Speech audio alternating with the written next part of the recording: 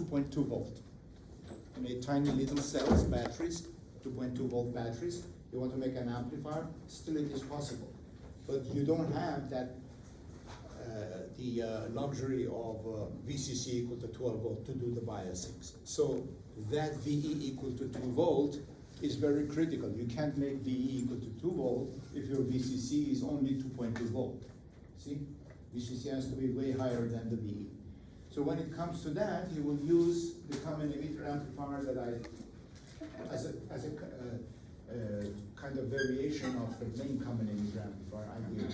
It does not need any VE, it's collector feedback, and also it doesn't need large capacitor to bypass the emitter.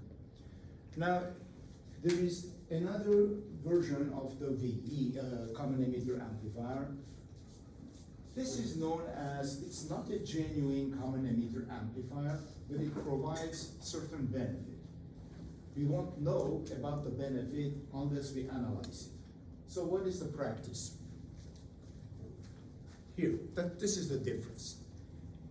In common emitter amplifier, your emitter would be directly grounded through a capacitor. In other words, you don't have this lowercase r, RE. This is absent. This would be absent. That will be the CE amplifier. But in the case of modified CE amplifier, they put a tiny resistance in here, very small, maybe 10 ohm, maybe 150 ohm, in comparison to REs like 1 kilo ohm. This is only 100 ohm. That resistor doesn't change the bias any significantly. It does not change, but it improves the gain, linearity of the gain of that amplifier. The small signal model that you draw, it will make the AV become almost independent of beta or the GM. Voltage gain, if you recall, it was GM times the RC.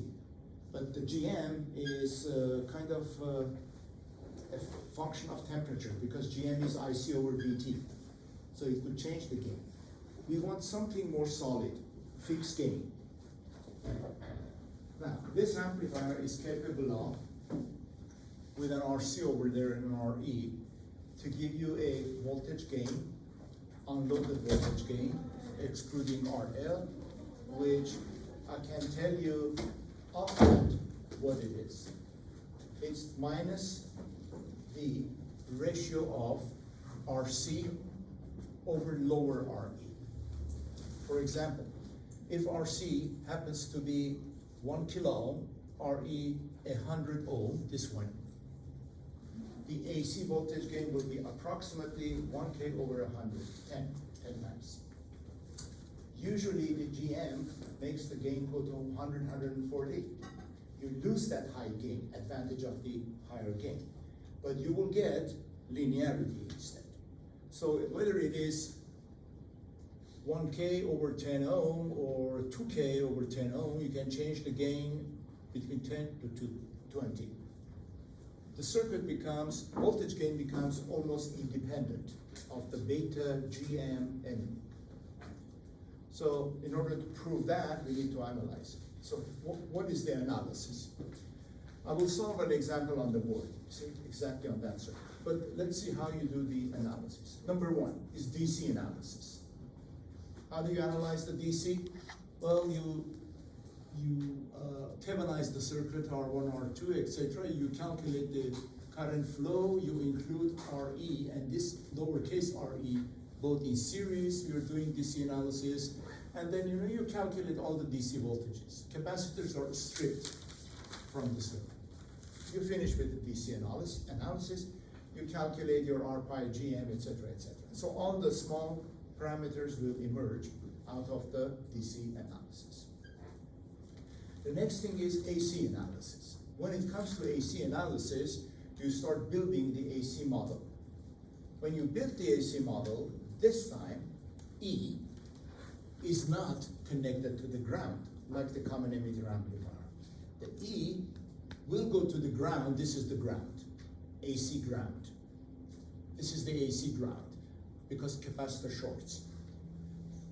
The emitter of the transistor in the hybrid pi model will go to the ground via this tiny little resistor, which has significant influence on the overall gain, input impedance, name it. So we are going to analyze that. So how do we analyze it? Here. Sorry. This is the model. So you start with the analysis. You do the DC analysis, as I said. Carry out this analysis exactly the same way as you did for the CE. Calculate then your RPi, GM, RO if necessary. AC analysis. So here is your source, RS. X of C1 is a short. You've got the R2 and an R1 going to the ground. Here is the transistor. This is called the hybrid pi model. That what I'm circling in. Base, emitter, collector. The emitter goes to the ground via X of CE because the capacitor X of CE short circuits the big RE under the AC condition. You know, when it is, ACs are playing in the circuit. Under the DC, it's just open. That X of CE is open, and therefore the two guides are in series, is 2. So under the AC, we have a dead short circuit here to the ground. Then collector, just like usual, it feeds RC and RL parallel combination when you're calculating gain with the RL. So how do we go about the analysis? So this is how to do the analysis. There is a base current in here, and that base current is different from the source current. The base current IB is equal to, here, this voltage is 0. This chunk in here is 1 plus beta times IB times RE. This voltage here, VBE, is IB times R pi.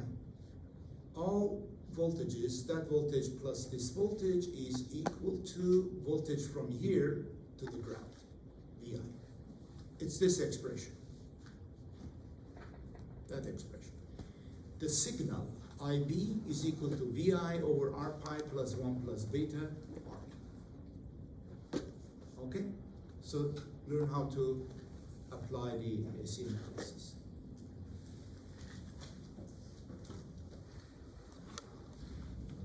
This is 0 volt. You have a voltage from here to here. That voltage is 1 plus beta IB multiplied by the R. So VE is a voltage in there equal to RE times 1 plus beta. Then you have a voltage here too, EB. It is IB times R pi. So this voltage from here to ground, which is that voltage from here to ground, not generator, this one, V, is equal to the sum of that voltage plus this voltage, which is IB times R pi plus IB 1 plus beta times RE is equal to VI. When you balance, you get that equation. So ratio of VI over IB is called base resistance. Base resistance at the transistor only. In other words, it would be the input impedance here, where I put the eyeball and XX. So ratio of the voltage here to ground, which is the input to the ground, divided by the current is forming some kind of input impedance to the circuit, which its value would be ratio of VI to IB equal to that. Notice how impedance changed. Without the RE, short to the ground, the input impedance RB would be just R pi, only R pi. Without RE, means 0. If you 0, RB is equal to R. But when you bypass this at RE, you have a chunk of resistance here, then input impedance increases significantly. beta times of whatever you introduced there. So if you put a 100 ohm for RE, that's 0.1 K. And your beta is 100, it's already 10 kilo ohm. So this becomes 10 kilo ohm. As opposed to R pi, which is normally 1 or 2 K. Nothing more than that. It increases the input impedance. So, conclusion is when you introduce that, the input impedance generally increases. That's number one. This. So what is total input impedance viewed in XX plane here, X to X, from this side? It will be the combination of R2 parallel R1 parallel to that RB, which is given here. So you bring those formulas with you into the exam. Next, how do we calculate the output voltage in here?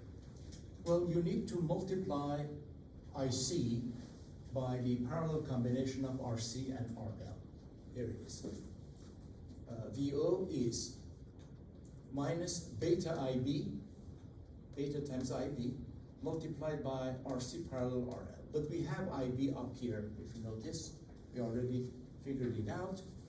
So if you eliminate IB between that one and here, you will get your AVI, the loaded voltage gain, equal to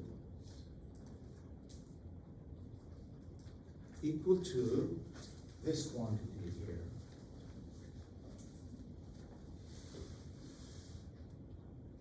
That is the voltage gain, output voltage over VI, meaning final destination voltage with RL over VI equal to minus beta RC parallel RL, R pi, 1 plus beta times RE.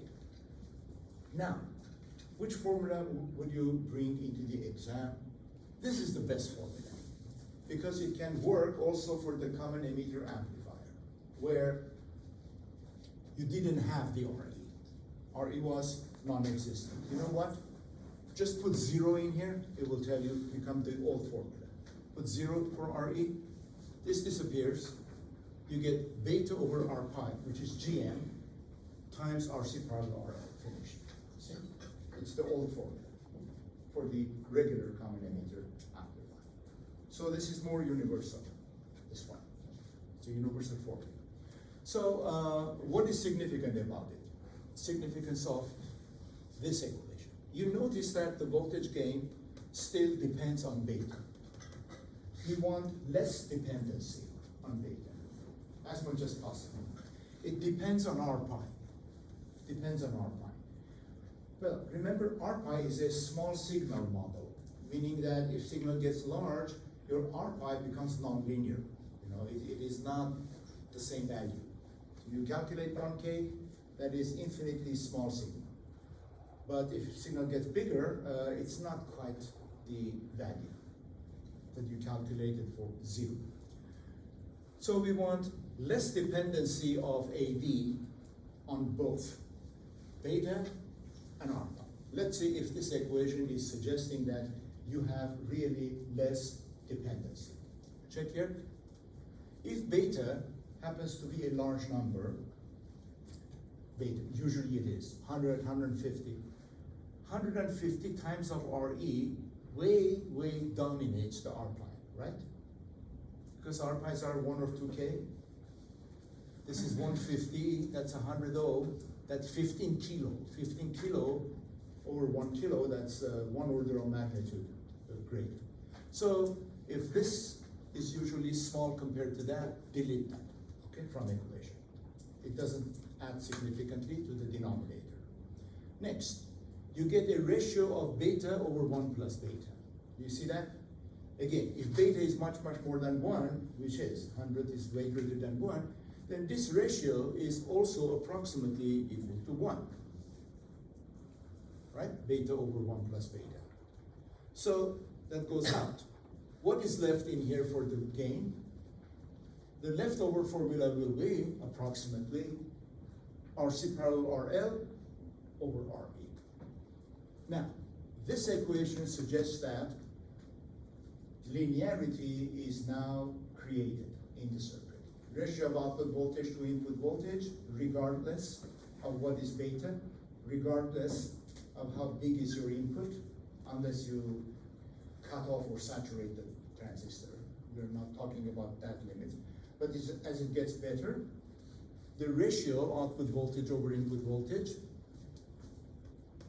remains dependent on three linear elements. You added these two resistors and they are dead linear. They follow Ohm's law. So it's exact. There's no R pi in here, no beta to worry. If beta is 100, or beta is 200, or it is 100 even, this equation applies, works. It's a quick equation, excellent for the laboratory when you're designing something. Roughly, you can say the gain is RC parallel RL over RE. If RL wasn't there, in the absence of RL, or external to RL, the gain would be RC over RE. RL, if it is absent, it means open circuit, infinity, you've got RC over RE. So that is the major advantage of this circuit, that it gives you, imparts, basically, it imparts linearity to the gain, voltage transfer.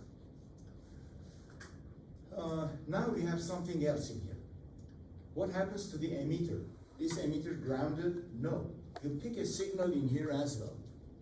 There's going to be a VE, little signal in here.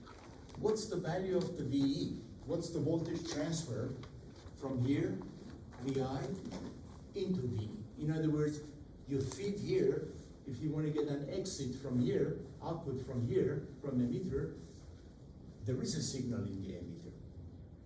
VE to VI is A of E, voltage gain from input to the emitter. This one is voltage gain to the C, collector, because we're picking signal from the collector side. Okay, how do we get the voltage at the VE? Simple. You have IB equation, it's here. Multiply it by 1 plus beta, so that will be the current in the RE. Multiply that current, IE, with this RE. There it is. Then you will get the VE, voltage at the emitter. So next page shows how much it is. So we go here.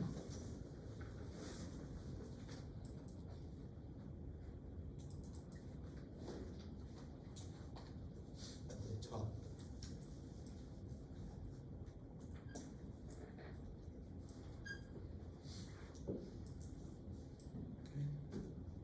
There. This is the top. So VE is RE times IE. Put them together. VE over VI, that is emitter voltage to the input voltage, is 1 plus beta RE over R pi, 1 plus beta RE. Now, check this. This formula is very important because it's fundamental voltage gain of an emitter follower, basically. Why they call it emitter follower? Because emitter voltage is approximately equal to input voltage. In other words, voltage coming out of emitter here is replica of what you're putting in at the input, out of the emitter. Let's see why. Check here. If 1 plus beta RE dominates over R pi, mask this, mask the R pi. 1 plus betas cancel from top and bottom, okay? And then R is cancelled from top and bottom. So the ratio becomes 1. That's it. So in short, in this kind of an amplifier, signal that you're putting in here, say 10 millivolt peak to peak, almost appears as 10 millivolt peak to peak at the emitter. Here. There. Not here. There's no signal. It's the ground. There. So voltage transfer, generally, when you have a resistor in here, is in phase because it is positive. Notice where the hand is, it's a positive gain, not inverting. It is in phase, and almost outgoing signal is equal to incoming signal. Okay. Now, the quiescent point and the, that you have to be careful, you need to make sure that the transistor doesn't go into saturation. Here is an example which is already worked out for you with a lot of correction and double checking. At least it is checked 3 or 4 times. It's correct. Those in black are exact numbers. I will put another one on the board and try to solve it, right? Like a fresh problem right now for the class. So let's quickly dash through it. Here. There it is. We bias that circuit for the parameters that is given. And we found the bias coordinate points. How much is ICQ? How much is the VCE quiescent? We marked it over there. And then we created an AC load line pertaining to VCE and the RC and RL. The RE would be slightly involved in the AC load line. So in the case of common emitter amplifier, it would be 1 upon RC parallel RL. That would be the slope of the load line. In this case, it's a little bit more because there is a voltage dropping here across the little RE. And that incorporates the RE, 1 plus beta over beta RE. In short, RE appears in series with the RC and RL. It makes sense because collector current is equal to emitter current, right? Roughly. Always collector current is equal to the emitter current. So IE and IC is the same. So if you're writing a Kirchhoff voltage, then you'll notice that little RE combines itself in series with RC and RL in parallel. That's why the slope becomes practically 1 over RC parallel RL, parallel combination of RC, going in series with the RE. If you eliminate that 1 plus beta over beta, because it's a 1. This thing is a 1. But again, in the end, REs are so smaller than that it doesn't even show. So if you use that one only for the slope, it's good enough. Generally, it is good enough. So let me see what the problem does. So it's messy, I understand, I accept that it's messy, but it goes, let me see where. Calculation of the capacitors, okay. It is important to look at the capacitors. How do we calculate the capacitors in the model? First of all, CC1 is easiest of all. CC1 looks into C1. It looks into the input. This is the C1, which we had RI. RI was R1 parallel R2 parallel to R pi plus 1 plus beta times RE, little r. So from one hand, this is the input impedance of the amplifier. Input impedance of amplifier. Then from the left side, when you look away, you see RS, the signal generator's source. So if you ground this end, capacitor is sitting between these two. So RS appears to be in series with the RE through the ground connection. And that is the parallel of the C1. The reactance of C1, X of C1, has to be much, much less than RS plus RI. So you calculate the input impedance, knowing the RS, knowing the minimum frequency of concern, then you formalize it into here, X of C1, much, much less than Ri, 10 over 2 pi F mean times Ri. Here, you notice it's only Ri that I included, but actually, because we didn't have any source resistance in the example, we didn't have this. It was a source straight filling the capacitor. If that was the case, you don't have the RS. So this component would be without source resistance. Without source resistance. You simply cross that out, you take the Ri as the parallel resistance of the capacitor. Then the output side, C2. This one is easy because in the output side, there was the current source, etc., collector.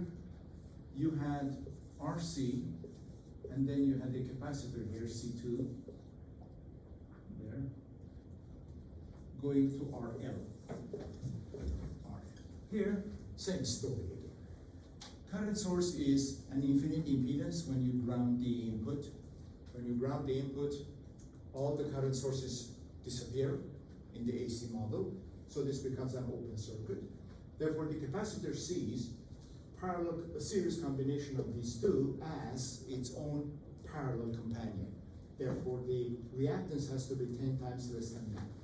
So you make the X of C2 much, much less than RC plus RL, which formula translates to C2, 10, 2 pi F min RC parallel RL.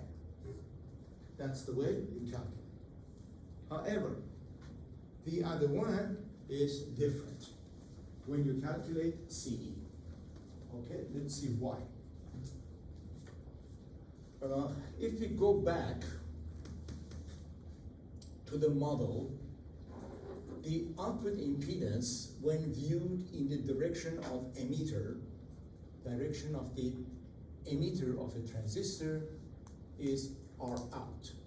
And that R out is given by that equation. I showed you that. I analyzed, if you recall, I said one is by the test voltage method. When you apply a test voltage to the emitter, and to a lot of stories, the ratio of test voltage to test current gives you an output impedance. Alternative to that would be open circuit voltage at the emitter divided by the short circuited current at the emitter. You know, when emitter is shorted to ground, there's a short circuit current.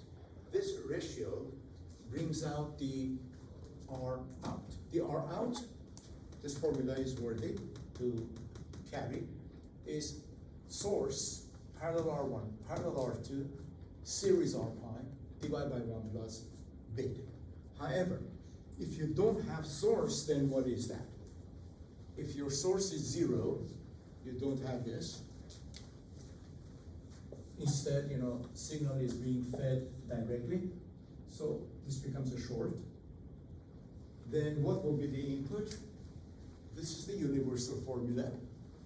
All you need to do is to substitute Rs equal to 0. Drops this out, so your formula that reduces to R pi divided by 1 plus beta, which is awfully low, about 12 ohm in this example, 12 ohm. So when we look at the direction of the emitter, so let me draw a circuit in here to make it meaningful. Here, this is the emitter. So if you look in here, you see that resistance, R out, equal to R pi over 1 plus beta. But the thing is, the capacitor is connected here.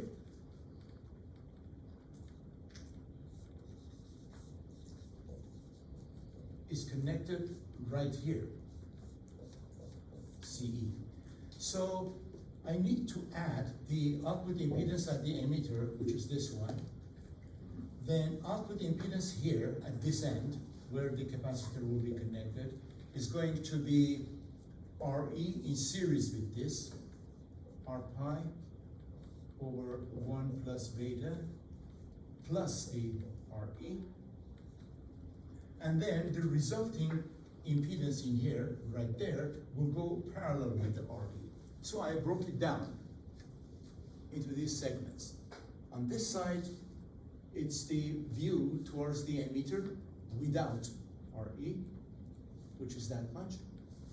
Then from the common node where the capacitor is connected between big RE and RE. The small RE goes in series with that output, here, goes in series with the output here, RE, series with R out. Then the result goes parallel with the RE, this is the parallel, and it boils down to 142 of a ohm. So it's the 12 ohm here, RE was 150, so it makes the output impedance, and then RE was 1100 ohm, 142 ohm. If RE wasn't there, if this RE was a short circuit, you had a genuine common emitter amplifier, then R out would be parallel with RE, which is 14 ohm, 12 ohm, parallel to 1000 ohm, to the 12 ohm. So this capacitor reactance had to be less than 12 ohm at the minimum frequency. But now it has to be less than 150 ohm, almost 140 ohm at the minimum frequency. So it allows to choose a little smaller capacitor. So we get a relief on the size of that capacitor. It gets a bit smaller when you put the RE there. That is also a benefit of this whole thing. And you know, even though it is small, but still, it's always, without exception, 2 orders of magnitude bigger than C1 and the C2. 1 to 2 orders. Look at that. 1 microfarad, 100. That's in the tens. This is 100. So this is 1 order of magnitude larger than C1, 2 orders of magnitude larger than C2. It's always the largest. CE is always the largest. Okay, so this did the analysis and the calculation here. It takes you to another situation. With RE, it's this. So it says, if RE wasn't there and it was a 0, what would be the case? Well, R out would add up to 12.8 ohm, and then your capacitor would be 1200 microfarad as opposed to 112 microfarad. It's like 10 times bigger, 12 times bigger. Let me see what else is there. I think it goes to the, yeah, load line. Yeah, here is a load line pertaining to the same problem. It says here, with RE equal to 0, what would be the case? You see, I recalculated everything. Voltage gain would be 132 for this example, which is way, way higher than the voltage gain in here. Even earlier than that, here, which the voltage gain added up to 19.8, 20, from 20 to 140. So you lose, by introducing RE, you lose the gain, but you obtain linearity. But with without RE, you get higher gain. But again, it's not a genuine linear amplifier. You will see signal is much more distorted. You will see all of that in the lab 3200L. You will test 2 amplifiers. One is the common emitter, the other one is the modified. And you will see the differences there. Okay, so, and about the swing. Swing is calculated on the one of these, here. That's the DC load line, and this is the AC load line. It just shows you how much swing we can obtain. From the positive swing available is that much, negative swing is this much, and you see which one is the smaller one, and double of that will be the answer. And this one This problem is kind of a take-home problem, which already I solved it in the class. It's the true common emitter amplifier, which utilizes direct coupling emitter into the ground. It's very stable.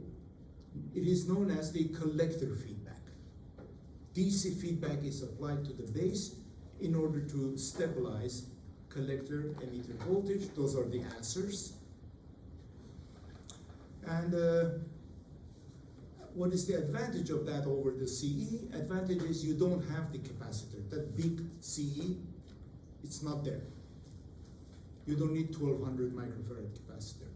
These and that, they're all small capacitors.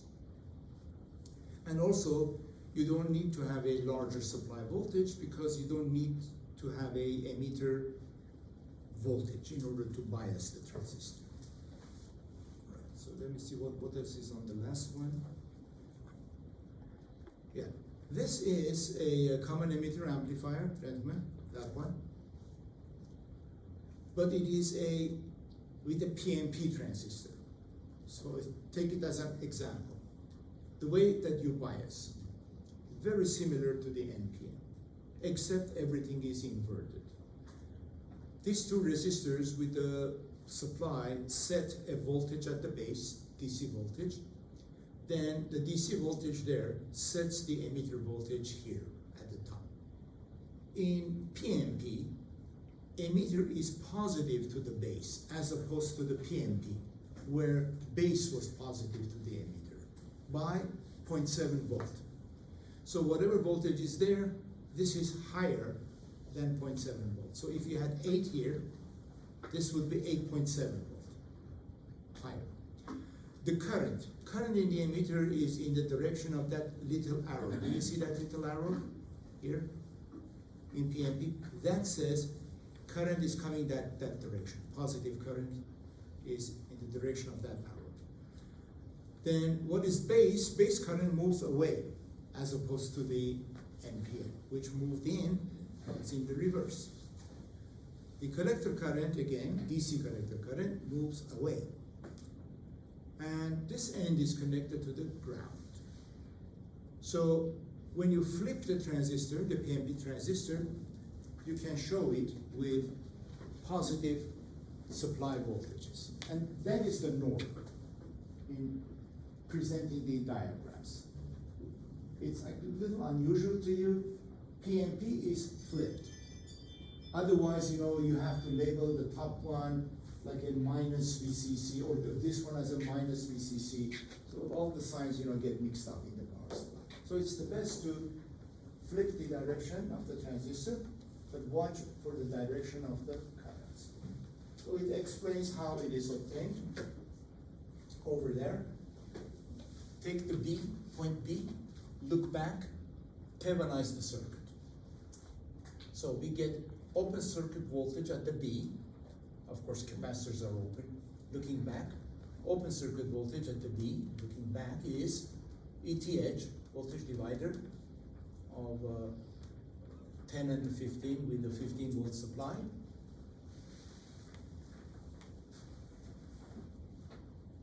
That's the 15 volt supply. Here, this is the DC equivalent circuit. There's a diode in here. It explains base emitter diode. It's backward. So this side is positive to that by 0.7 volt. Then output impedance there, R1, R2, is 5 parallel 10, 3.3. You form your Thevenin. And then you write a KVL all around this loop here.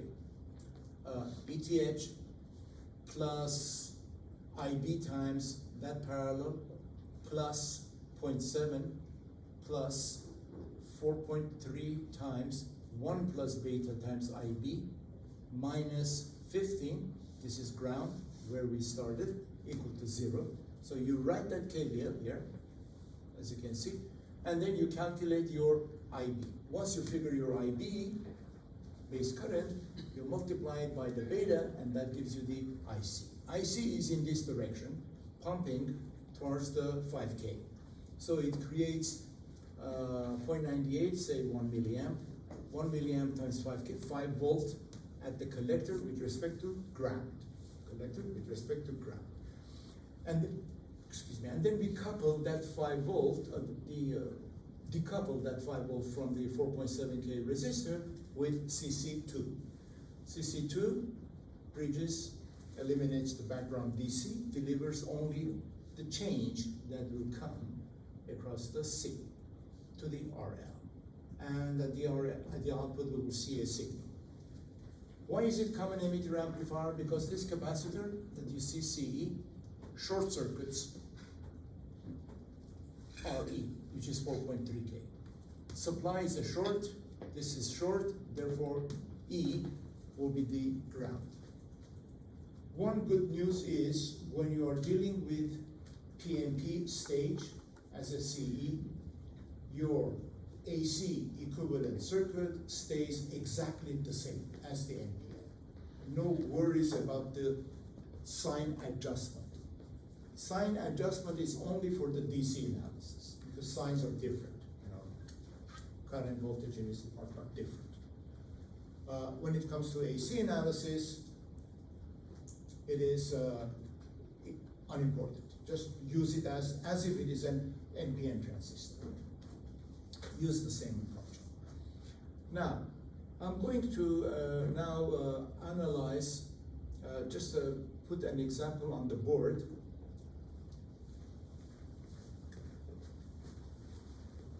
Here. Let me get out of here. Okay, this one.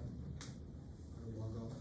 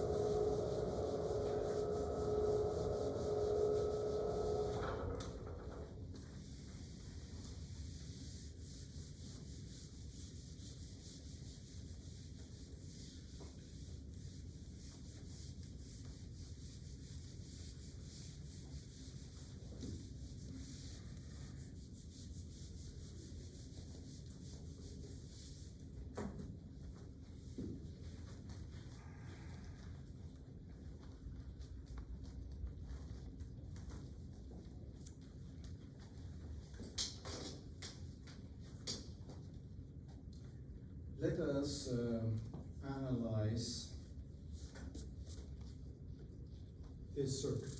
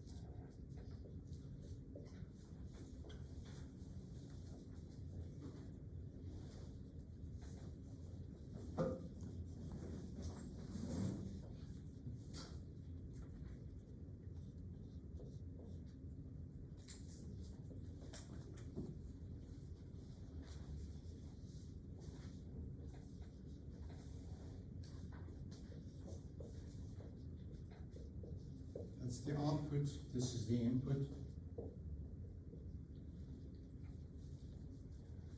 Now about the values.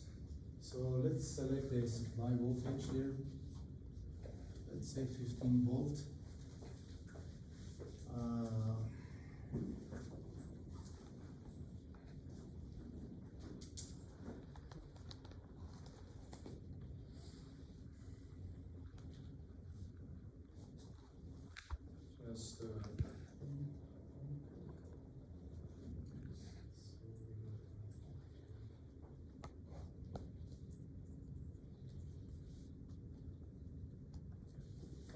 let's select R2 as 3K,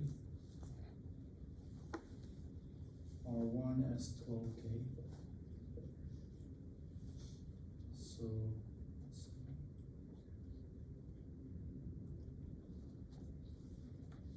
and this one as 1K,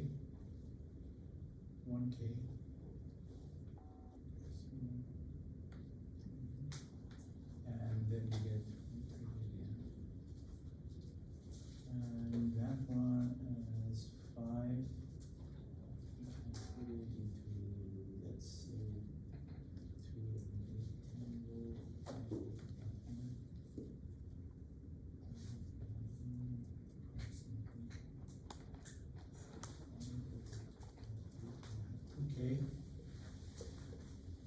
2K, and this one, let's take it as 1K again. 1K, and this one as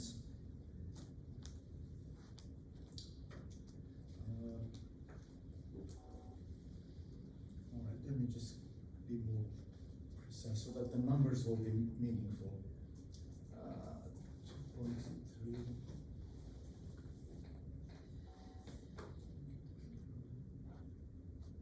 4.6. Say it's a 5. 100 volt. This has to be 5. Okay, it's a 10 volt. It's by 5 milliamp. 1K. This one also has 1K, and our L is equal to 4K.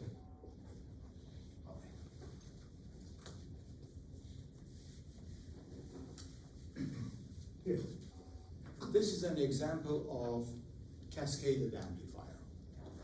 One amplifier is designed in a way that it is biased on its own in a proper way, but yet we take advantage of the bias that is there, which is a good, predictable, stable voltage at the collector to bias the second stage. So stage 1 biases the stage 2 as well. What is the disadvantage? That the two biases are different from each other, you know? That is considered a disadvantage. The second thing is if something goes wrong, which is a disadvantage, in stage number 1, stage number 2 will fail as well.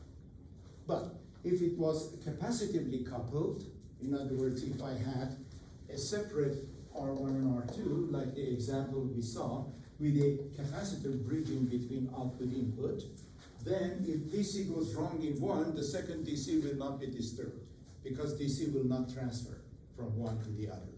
AC couplings. AC couplings have that advantage, that AC of 1, AC of 2 are only coupled to each other. If one stage fails DC-wise, it will go silent, okay? All the DC levels will be screwed up. It's not. The second stage, third, fourth, fifth, unaffected, because capacitors will save the transfer of the DC. Here, we are not. It's coupled. But what do we save here? Guess. An R1, R2 for the second stage, a capacitor that couples to the second stage. We saved them, we didn't use them. But now we have double stages for amplification. This guy will amplify as a CE, full gain, and this one is also a CE, which will amplify. Now, we want to know what is the overall voltage gain. So analysis can be done pretty easily. Let me see. 452.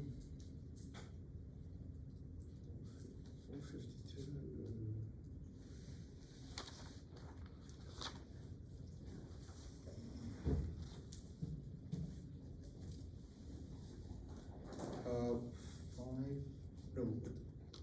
Class ends at 5, is that right? 5:55. 515. You got Always, I make that mistake. Because it starts at 4, it gives me the impression it's like that. 515. Okay, we have time. We have time to set the whole analysis. Now, here is the trick.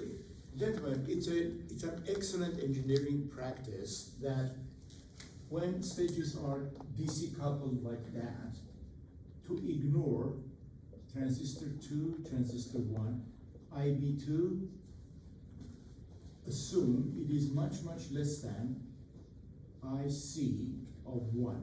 This is IC1. Why? Engineer designs it that way, you see? So that the current from the second stage is negligible compared to the 1. Because if beta changes for the second stage, it will influence that DC voltage here. But by making design parameters in such a way that that current stays small compared to the IC1, basically it's an open circuit. DC-wise, it is an open circuit in here. So the current in the IC is all of the current that goes through the RC. Okay, got it? So all the current IC is equal to the current of RC. I'll write it in here. I of RC, therefore, is approximately equal to IC. IC of 1. When that happens, this happens. Okay? So we will start by analyzing, DC analysis. So you break here.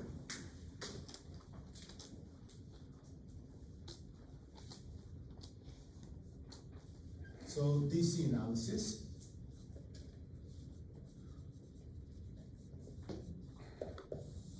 So at XX, Thevenise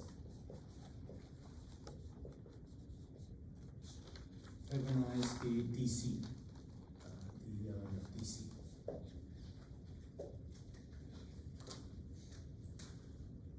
R1, R2, and VCC. You're Thevenizing that.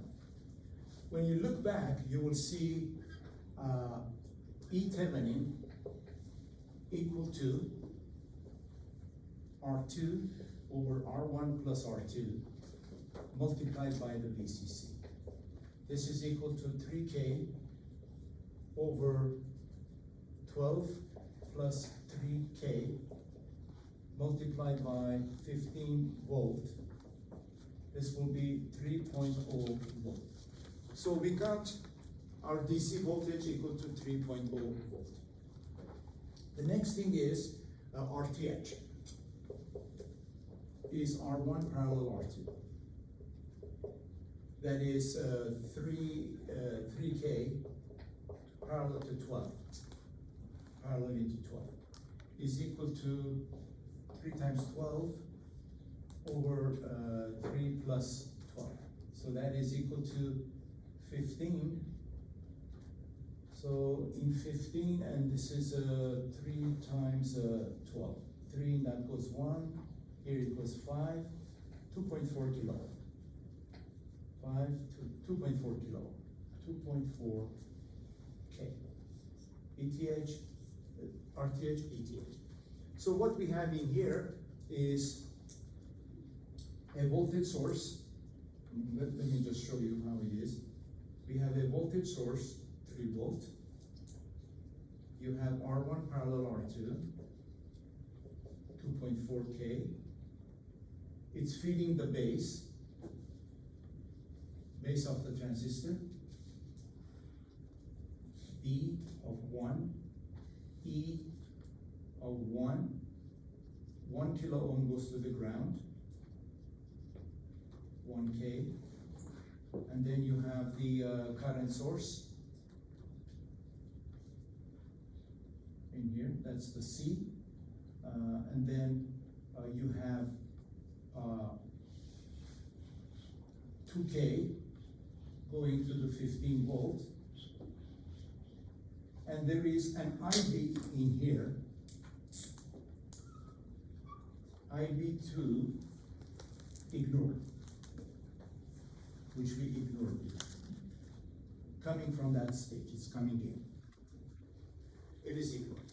So we want to determine, the IB. What is the current IB? Sorry, big IB. Big IB, DC quiescent, base quiescent current. What is that value? You have to write ETH minus the voltage drop on that one, minus the 0.7 volt drop in base and emitter, and then minus 1 plus beta times IB times the RE. So this will be the formula for that. IB will be equal to ETH minus 0.7 volt divided by RTH plus 1 plus beta times RE1. This is RE1. RE1. So we've got to insert the numbers to calculate the value of IB. So this is equal to IB, ETH 3 minus 0.7, RTH is 2.4K, plus 1 plus beta. We have got to give beta. So how much do you want the beta to be? 100, 150, how much? 100? 100 is good. Oh, beta for both, take it 100. Usually it's higher than that, 100, 150, but we take it 100. 1 plus 100 multiplied by this RE, which is 1K. So it is 2.3 volt divided by, that is 101K, 101K and 2.4K, 103K, 103.4 kilo. So if you work it out, your IB equals to, IB, we can call it Q, quiescent, is equal to, in microamps, or milliamp, doesn't matter, 2.3 divided by 103.4, 222, 0.0222